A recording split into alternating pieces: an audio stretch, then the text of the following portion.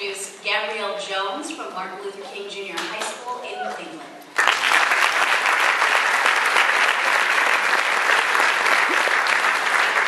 Gabrielle, it's so nice to have you around. I understand you're the Vice President of the Student Council and that you're Secretary of the NAACP, the Cleveland Youth Council. And you plan to go on to law school and you're going to become a judge. Wonderful. Are you ready for your question? The question is, it's a wonderful world we live in. What makes you the happiest? What makes me the happiest is when I'm surrounded with my family and my friends and all those people who love me.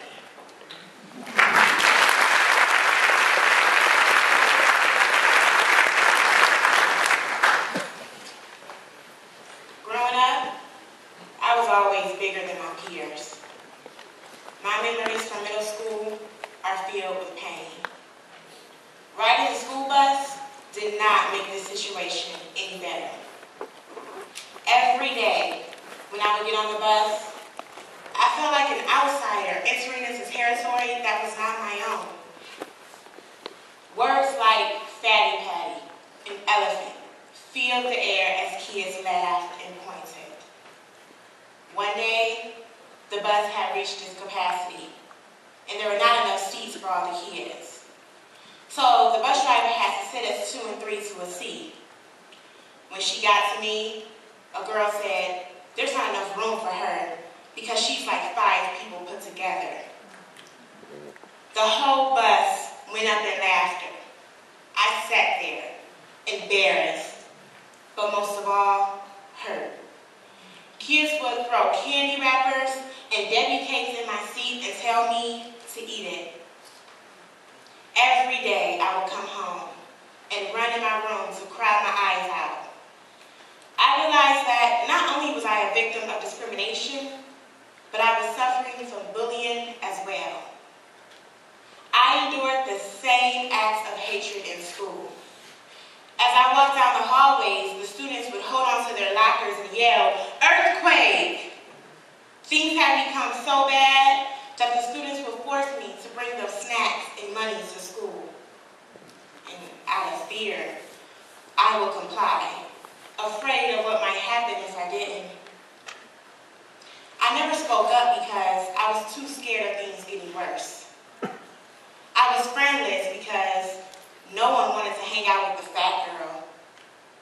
In gym class, I was always picked last, or not at all. The students would complain about me being too big to run. During recess, the kids would ask me to be their horse, and they would push me on the ground. I went through the name-calling and harassing all the way until high school.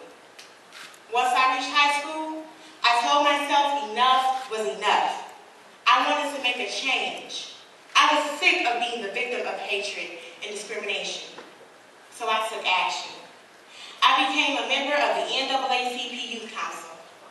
We focus on racial equality for everyone, and we have several resources that we use to combat discrimination. I also use my voice through poetry and motivational speaking to lead by example and encourage my peers to fight hatred with peace. Through my efforts, I was elected Vice President of Student Council. As Vice President, I host teen summits, poetry slams, and go around to different classrooms and let people know they don't have to be subject to discrimination. Neither do they have to condone it. As a result of my sermons, I gained the nickname, the Preacher. I would not stop here. I will continue on my journey towards overcoming discrimination so that I